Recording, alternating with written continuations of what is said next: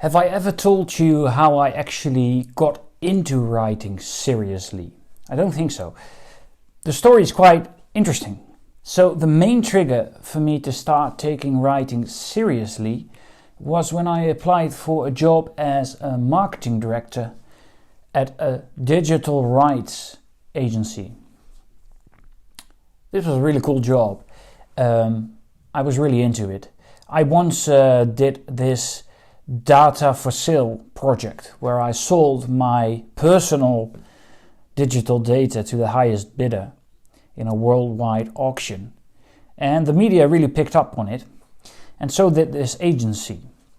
And I got to know them a little bit, and after a while they had this job application outstanding for a marketing director, and I thought, well, I seem pretty good at public relations regarding digital rights now. I was like 24, I think, and it really got to my head. Not really, but I did think I was more competent than I was.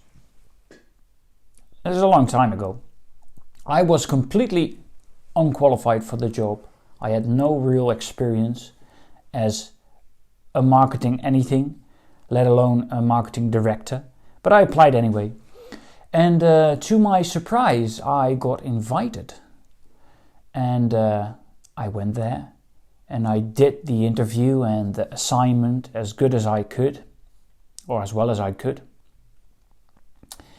And a couple of days later the director called me and he said, "You didn't get the job," and he reminded me of how unqualified I was. Yeah, I know, thanks. I remember I was cooking at the time when I picked up the phone. I was quite anxious about it. I didn't really think I stood a chance, but while going through the process, I really wanted to get the job more and more. It would be sort of a dream job for me. So he told me I didn't get it. I was unqualified, and I said, "Why did you invite me then?" And he said, "Well, I kind of had to, because your application letter was so good. It was so well written, I could not invite you." This surprised me a bit. And he added that I might want to consider a writing career because it was that well written. It really triggered a major insight for me. It triggered the insight that writing is like an umbrella skill, let's say. So it unlocks all these opportunities and other skills. So you have skills that are just, well, if you know how to cook, you know how to cook, and that's it. But if you know how to write, you can do all these other things as well. So it unlocks communications and speaking and critical thinking and reflecting on your thoughts. Studying and learning. Because if you know how to write well, you also know how to read well. So reading well. Systems thinking. Organizing information. And these skills all unlock other levels, like public speaking, getting a job or getting invited to the job interview, teaching, marketing, sales, all very high value skills. But they all start, or they can start, with writing. But this was really an aha moment for me. This was really a moment of clarity. I thought, if I hone my writing skill, if I can already get into a job application process that is ridiculous in many ways for me to even apply to, if it opens that door, it may well open other doors for me as well.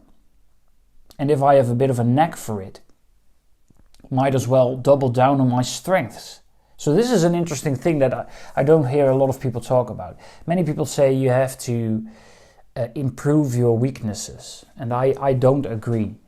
I think that's focusing on the wrong thing. If you have a strength and you double down on it, this means that your edge, your competitive edge, is double, for example, than people that are, for example, not very skilled at writing and double down on writing. But writing is a special case, so it's not the best example, because I think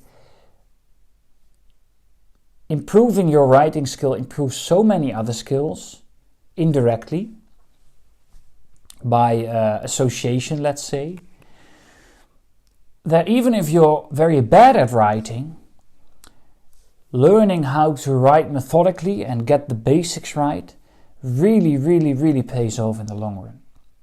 And if you do have a knack for writing, it really pays to double down on it and use it as a monetizable skill. Because not many people are good at writing. So learning how to write is a major lever, and it's one of the biggest levers most people have. There are other skills that you could call like umbrella competencies. Examples would be driving. If you have a driver's license, you could do a lot of things you otherwise couldn't. Speaking, maths or algebra or just simple arithmetics allows you to do a lot of things. Coding, like programming, is also one of these umbrella skills, I think. So these umbrella competencies are extremely valuable. And if it's not your strength yet, I think it pays to figure out which one of those, let's say 4 or 5 umbrella competencies you're best at. In my case, it was writing by far. I'm not a good programmer. I'm not great at maths, but I am good at writing. And so focusing on that skill and doubling down on that skill helps me unlock all these other opportunities. If you're not very good at writing, don't worry. 90% of good writing is knowing how to structure information well. I think anyone can learn to do that if you are taught properly. And because I didn't find any good resources online that teach this, and because it's my work it's literally my job to train writers, I thought I might as well write a little guide on it. And you can download that at no cost to you at onepenshow.com/secrets, because it is a secret that unlocks all the magic opportunities of the universe if you know how to write well. So I really recommend you get that. Sign up there, read it, apply it, and see how you can improve your life through it. I really believe that you can write yourself a better life. See you next week.